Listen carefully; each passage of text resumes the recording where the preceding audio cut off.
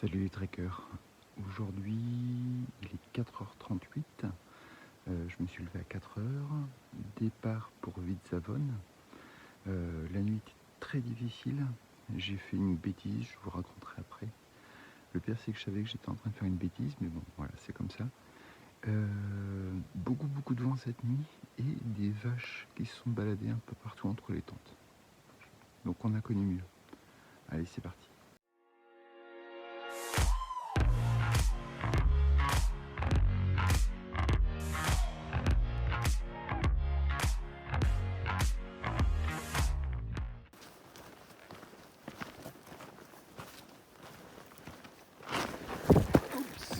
Gamelle, ça va?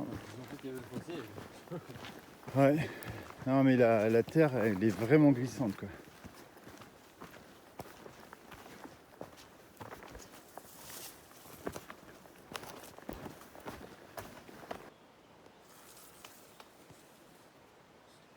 Le soleil vient de se lever, encore une belle journée.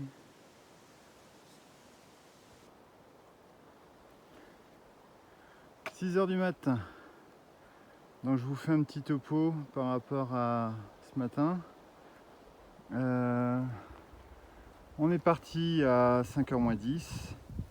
Toujours ce petit chemin de terre, très glissant. On s'est gamellé tous les deux plusieurs fois, c'était pas évident. Heureusement moi j'ai des bâtons de marche, ça me récupère. Nuit difficile comme je vous disais, parce que en fait j'ai fait la bêtise de mettre ma tente. Je sentais que le terrain était légèrement en pente et je me suis dit bêtement ça va être super pour mes jambes, ça va drainer, ce sera bien.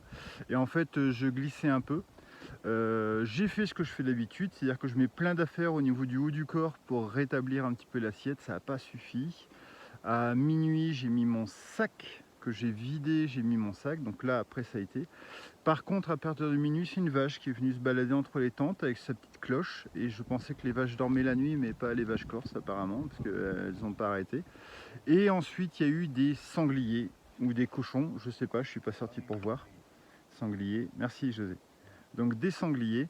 Et voilà, donc une nuit très courte. Je me suis couché à 22h, levé à 4h. Beaucoup de vent ce matin, mais ça va, c'est agréable. Je suis déjà en t-shirt. C'est agréable. Le seul truc c'est ça, c'est le terrain qui est très glissant, il faut vraiment faire attention. Sinon c'est voilà, pas mal. Par rapport au repas d'hier, je vous en ai parlé, mais j'ai pas fait le verdict. C'est pas les meilleurs bolos que j'ai mangés. Les bolos du premier jour étaient bien meilleurs. Et surtout, ce que j'ai trouvé bizarre, c'est qu'il n'y avait pas la quantité, ou alors j'ai mal vu, mais il n'y a pas la quantité d'eau à mettre. Ils indiquent de mettre de l'eau jusqu'à une limite, et j'ai pas vu cette limite. Alors, je suis peut-être pas réveillé, mais j'ai pas vu la limite.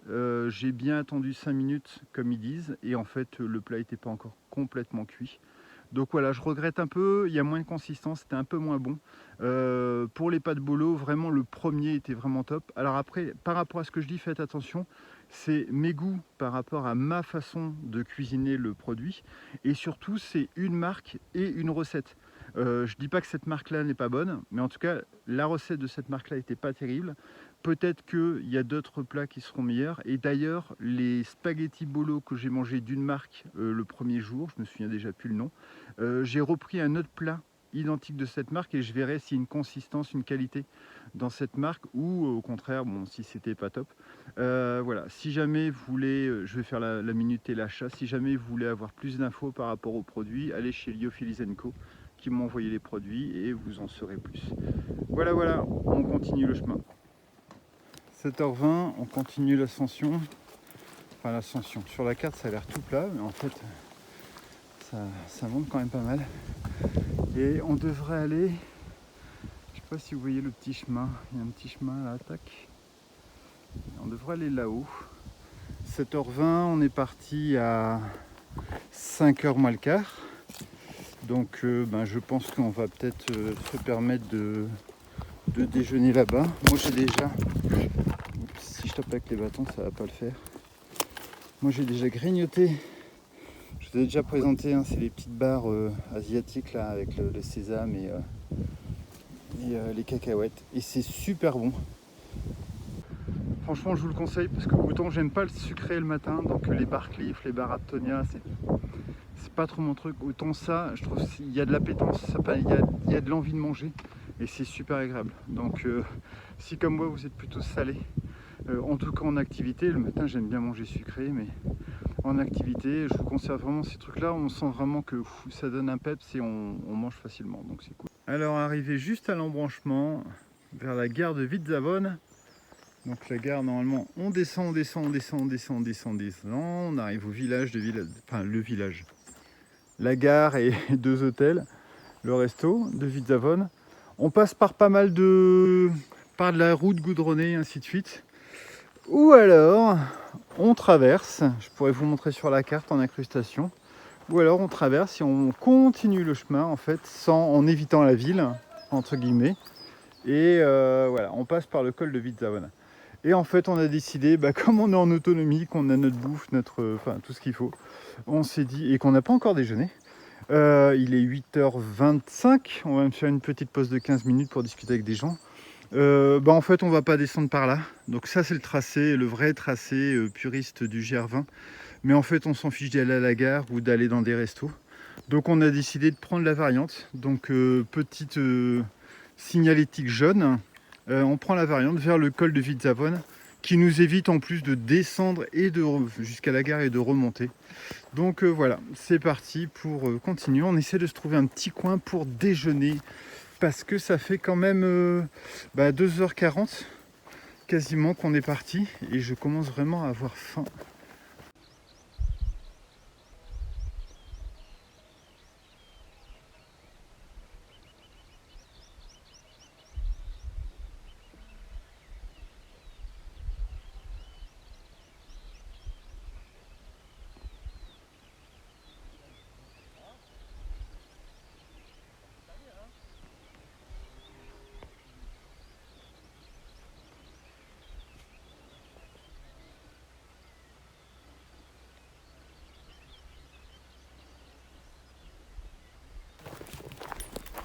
C'est reparti, col de Vitzavone.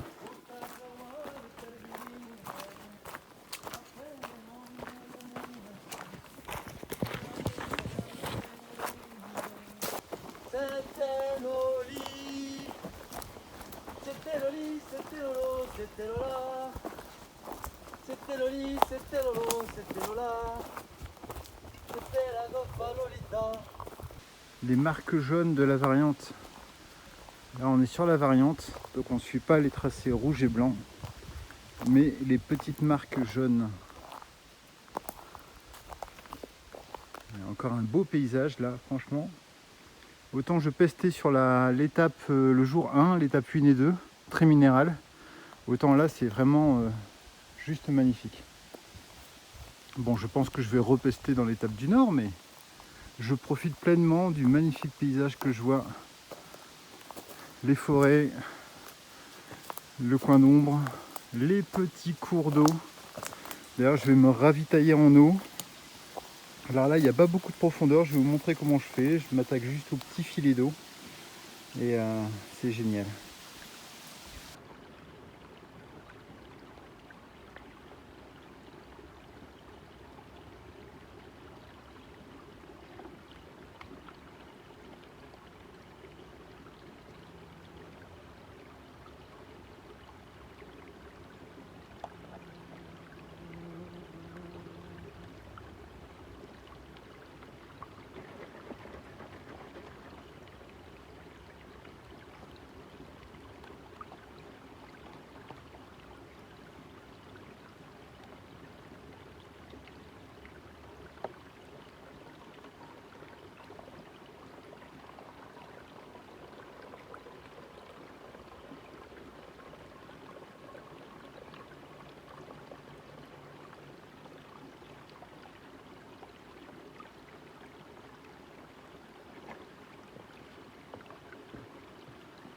j'y pense, je vous montre le petit trou que j'avais au niveau de la gourde filtrante. J'ai essayé de le colmater avec du scotch.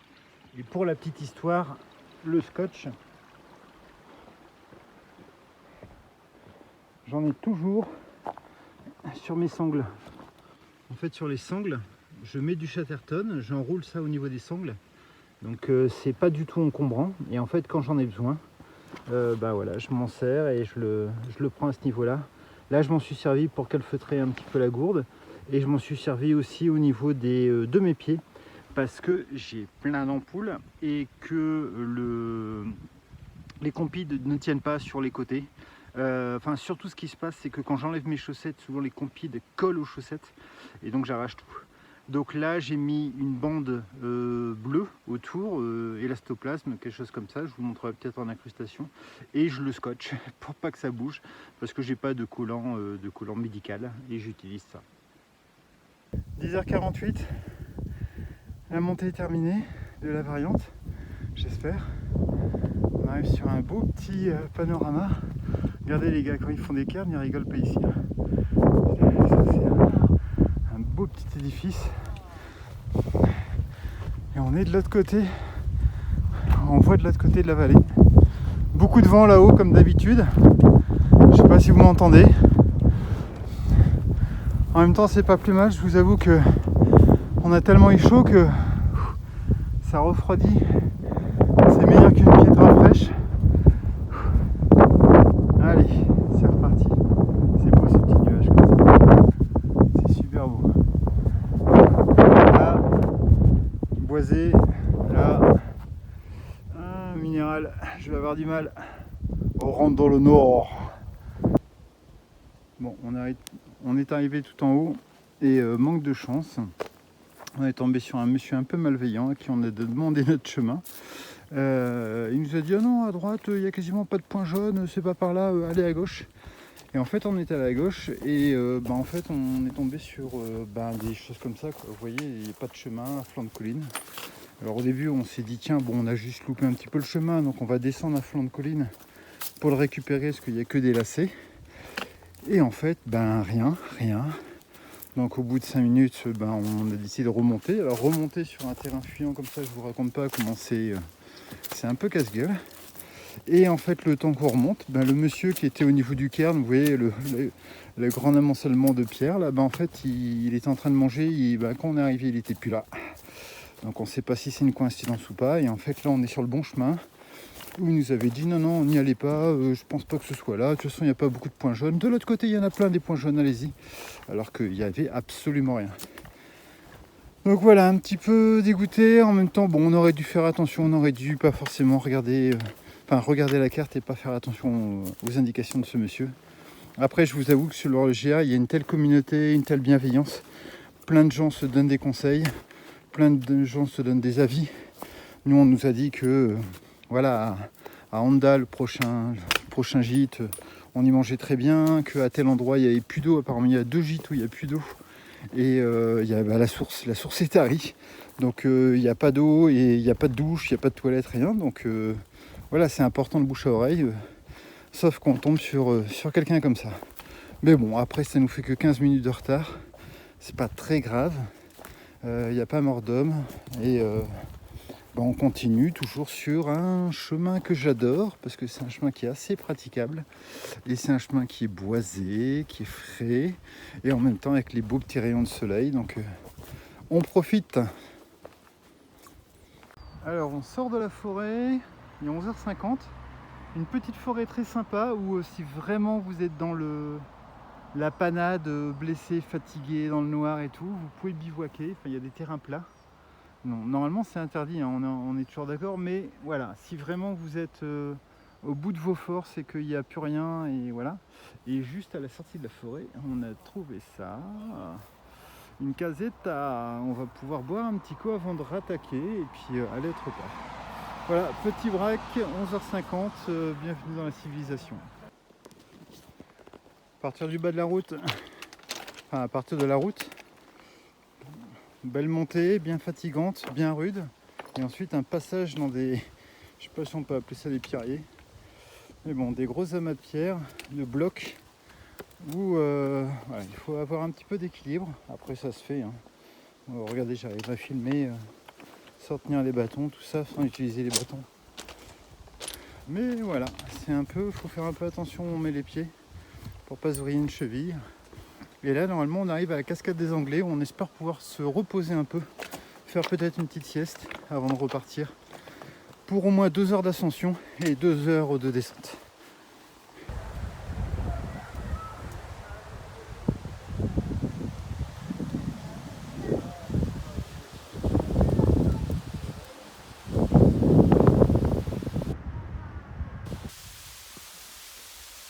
Une heure de belle montée, on arrive à un petit pont très rustique avec un petit trou très sympa pour se baigner.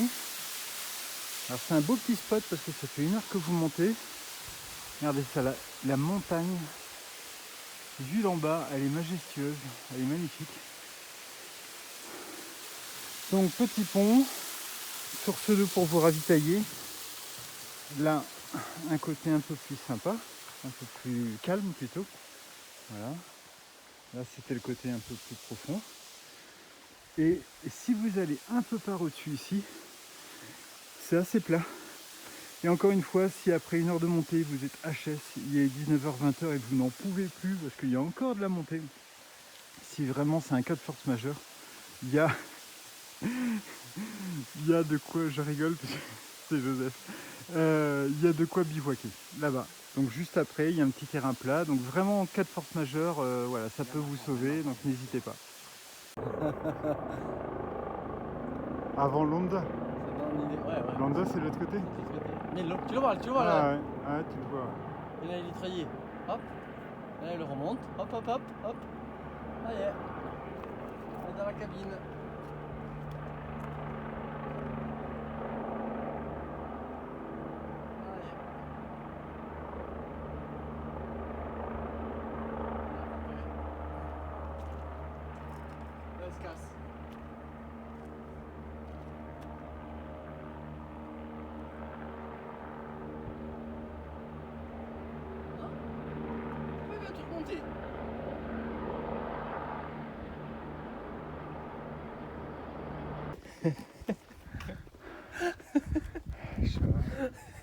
Voilà. Ouais. Le rire de détresse que vous entendez, c'est José qui... Voilà, il y a encore tout ça. Mon cœur. Et ça fait quoi? Ça fait 2 heures qu'on monte, marche par marche. 1h50, 2 heures, ouais. Ouais, on dirait pas comme ça. 2 heures, on a encore pour 1 heure. Allez, encore 1 heure, 3 heures d'ascension, marche après marche. Ah putain, dire qu'on est venu pour ça. Allez. Faut coincer le bout dans la branche.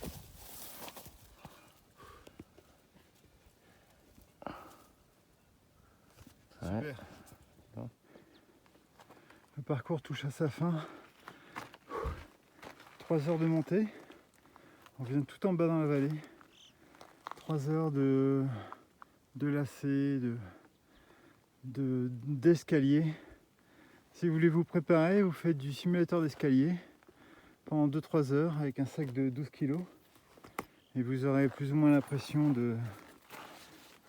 d'être sur le GR20, si ce n'est que les marches sont toutes fuyantes. Vous voyez, et puis voilà, il faut se débrouiller pour monter.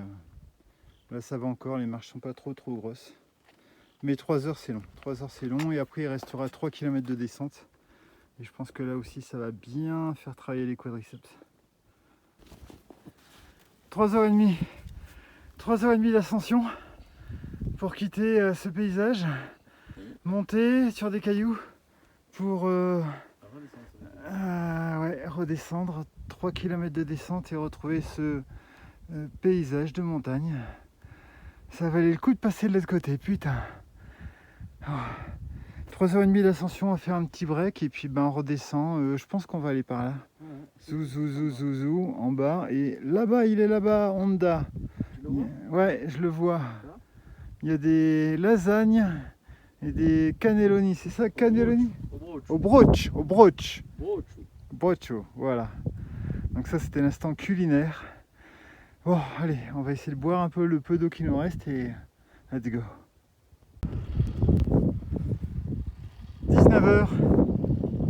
19h arrivé enfin à Honda.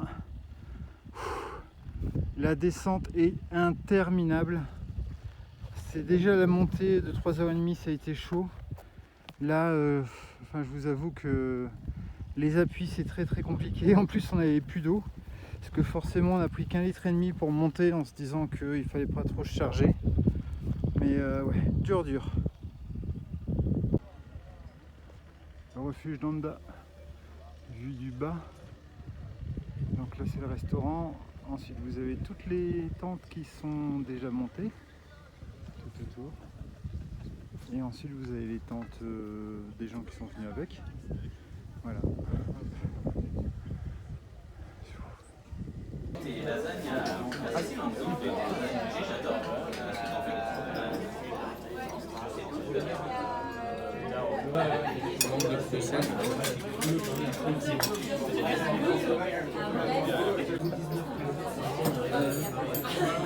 vais te dire si elles sont bonnes. Alors un petit topo avant d'aller se coucher, il est 21h30, c'est déjà très tard vu l'heure à laquelle on se lève, parce que 4h du matin ça pique un peu. On est arrivé un peu tard à Honda pour avoir normalement le repas, mais on a eu la chance, il restait juste 2 menus, donc on a pu en profiter, une bonne petite soupe, ça a vraiment fait du bien, une soupe paysanne, et ensuite les fameuses lasagnes qui sont super réputées, on a pu y goûter et elles sont aussi très délicieuses. Un bon petit menu, alors 25 € quand même, mais ça fait du bien. Il y a une petite mousse au chocolat, un petit fromage derrière, donc ça c'est top. Grosse journée, 20 km je crois à peu près, je vous note ça en dessous, 2200 de D+, 2000 de D-, quelque chose comme ça. Une grosse journée. Demain on va encore prendre une variante, on va essayer d'innover et puis on va voir ce que ça va donner. Voilà, j'espère que vous avez aimé cette journée, n'hésitez pas à commenter. Me poser des questions sur l'organisation, sur la journée, tout ça, et j'y répondrai avec plaisir. À très vite.